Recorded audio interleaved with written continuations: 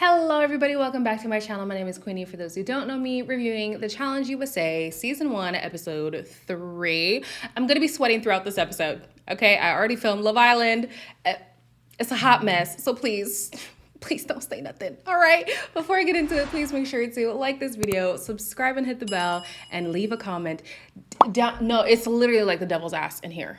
So of course the algorithm is doing its thing. Guys, I cannot be bothered to write down every single name. So I'm just gonna have a montage. Is it considered a montage or is it just a slideshow at this point? Anyways, you're gonna see all the people who are partnered. Oh, why do you guys come and watch me? Who knows? All the partners who are together. Then we see DX talking to his partner, Shan. And she's trying to say that she's not the strategic game player that everybody sees that she is. Like, girl, they saw the show. She literally has an anthem for betraying people. I'm not really deviously plotting. That's not in me. Although her case is that all she does is make friends, that's a part of strategy. If you're a very sociable person and people trust you easily, that's gameplay. And I can't lie, she's good at it. James is partnered up with Tasha, who is Team Survivor, and because he's in Amazing Race, who is in the minority, he's trying to get in with the Survivor crew. They have the most capability to actually have power to make decisions. I'm looking for a home on the challenge with the survivors. I think strategically, this is the best thing to do because there's power in numbers. Even if they're not a cohesive alliance, if they want to have the best chances at winning, they do got to stick together until it's time to cannibalize, right? So I think Survivor is the best place to go. I think of the people who trust each other the most, it might be Love Island, but I would set my sights on Survivor as well. Speaking of Love Island, Cache is talking to Sarah about Cinco, and I can't lie to you guys, I have the same sentiments as Dominic. I do not care about your relationship with Cinco. My conversations with him, it kind of feels like I'm reading my favorite book. We're talking dating games out here. I'm here to play a game of strategy. I understand this was a real life relationship that real life broke up and there's real life hurt, but this is the challenge, okay? This is the challenge. Get your head in the game. Since Tyson was partnered with Angela, they've had a really strong connection and they plan on looking out for each other even though they likely won't be partnered together again. However, they're not making it very subtle. We just always have to get rid of the weakest people right now so we don't be partners with them. They think they're stealth, but they're not. They're not stealth. At this point, Tyson has kind of stamped himself as the better competitor out of a lot of people here. So I don't think it quite matters if he lets his intentions known with who he's aligned with. But as soon as they want to take a shot, oh man, it's going to be a doozy. Absolutely. Moving on to this week's challenge. It's called Hang On Man. Basically, it's Extreme Wheel of Fortune, where the teams retrieve stairs.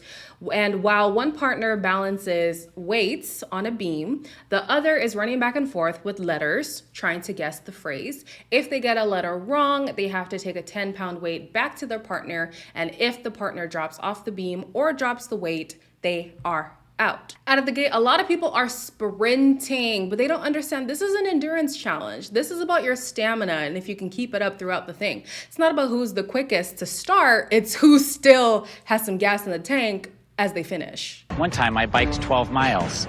Guess what? That's not even a warm-up. That was you. Where is she going? This is not a sprint, this is a marathon. I have to go to the bathroom. So because of that, the people who are pulling ahead are Angela and Kyland, Sarah and Cinco, Leo and Justine, Ben and Kira, and Enzo and Desi. Like they're really trucking along, guys. Dead last, Tasha and James. James, I'm gonna need you to come from the bottom. You're getting too comfortable there, okay?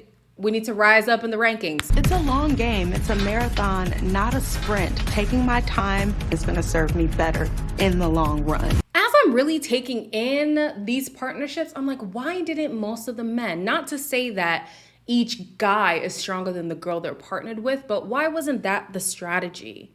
Because as people are getting things wrong, you have to add a weight. And some women didn't even look balanced to begin with, namely being Tasha, who immediately drops her weight as soon as it's put on the beam. Oh, James, Tasha, you're out. What happened? Now, I don't know if James just got this juju that you don't want to mess with, but at this point, being partnered with him is basically the kiss of death. The first to get their phrase correct is Kyland, and Ben is not too far behind. However, he was not fast enough to catch him. So Kyland and Angela win the challenge. This is Kyland's first win, Angela's second win. And because they dropped the weight, Tasha and James are in the bottom, which means they're going straight into elimination. So because Angela and Tyson are in tight with each other, he wastes no time to put in his 2 cents on who he thinks should go in. We pick off the weakest ones, that should be easier. Dominic, Cash. And David and Shannon.